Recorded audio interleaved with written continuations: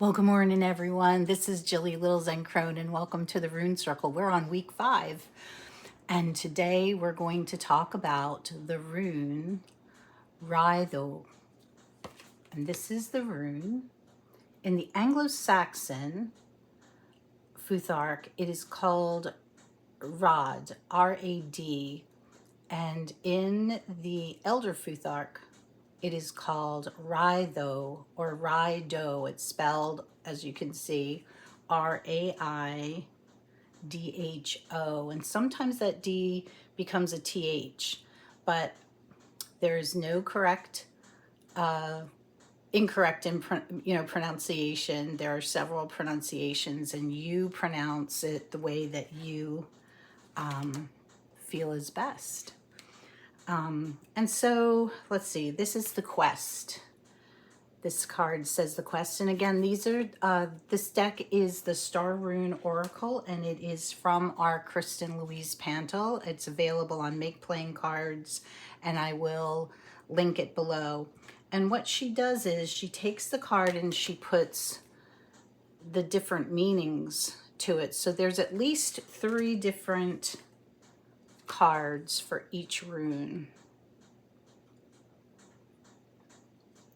Now, the traditional meaning of this rune goes back to the word rad or raidho, and it kind of sounds like the word ride, doesn't it?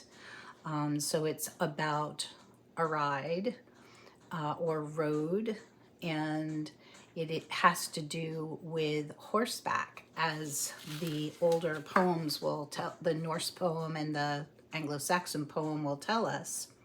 So the Anglo-Saxon poem reads, "Riding seems easy to every warrior while he is indoors, and very courageous to he who traverses the high roads on the back of a stout horse." Riding is easy to every warrior when he is indoors. I can imagine that would be. And then you get on a horse and you're going up a steep slope. It could be, horseback, and especially horseback as your only mode of transportation other than your legs or a horse-drawn cart. You're depending upon a horse. That could get dicey sometimes. I've ridden horseback before, and it can be exciting. It can be scary. All right. The Elder Futhark, the Old Norse rune poem says, riding is easy for the warrior and a hard thing for the sitting one. So they say that it's easy for the warrior and it's hard for the sitting one. And I wonder if they meant for the one sitting on the horse. I'm not sure. But the ancient meaning was very much tied to horseback, travel on horses, long journeys, and also a symbol of the right way, the right path, the right way of doing law and order, the right way of doing something. And so how do we take that and interpret it now? Well, the meaning becomes a little bit broader as we get into more modern times. So we're looking at it certainly can mean travel and a journey, whether that be on horseback or a car, but it's indicative of a journey of the soul or a spiritual journey as well. Your life path, your spiritual path, and the way that you're going and growing on that path.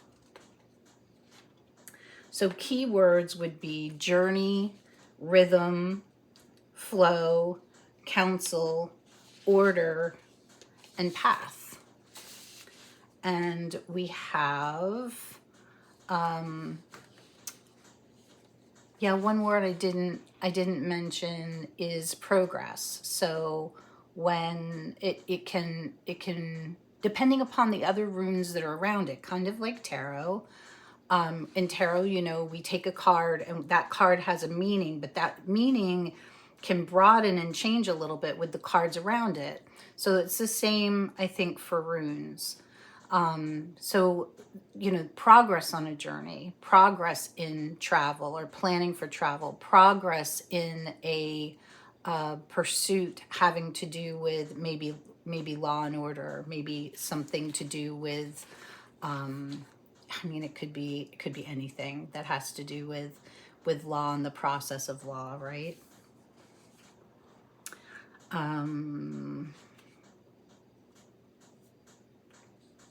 So how do we use this?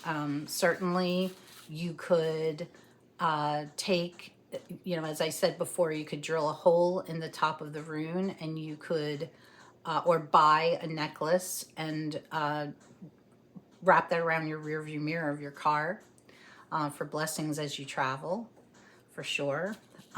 You could meditate with it, especially if you're on a spiritual journey and you're trying to find your path or which way to go in a certain situation. That would be something that I think this room could be used for as well.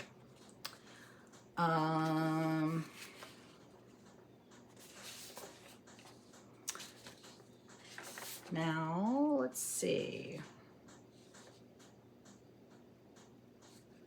I don't have the plants. I don't have that in my notes. So, BRB, hold on.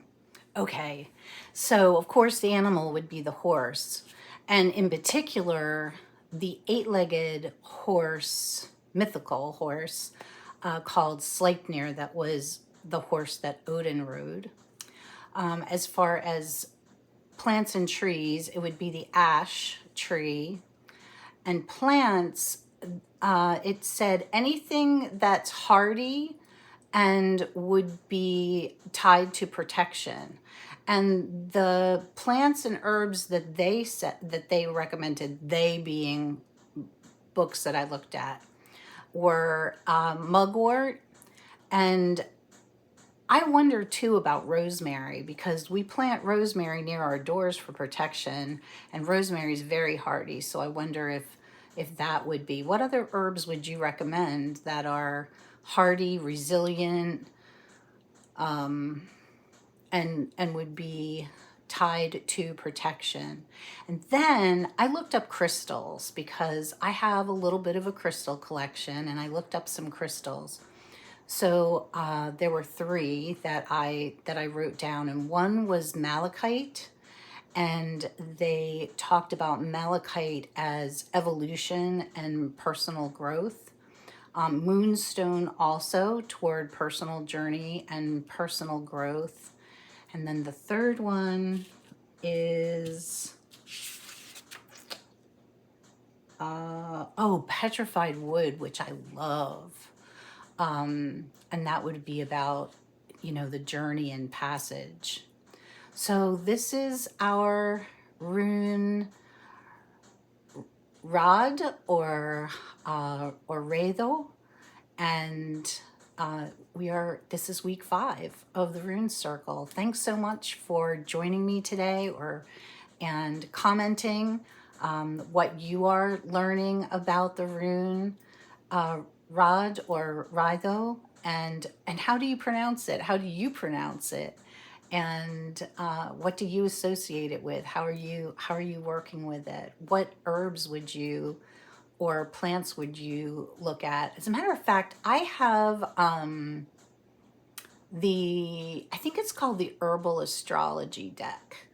And I think I'm going to go and look through that too for each of our runes and see what I can find. So yeah, all right. Until next week, everyone, please take care. Next week, our rune, we are on week 6, and our rune is Ken. So until then, I will see you. Have a good week.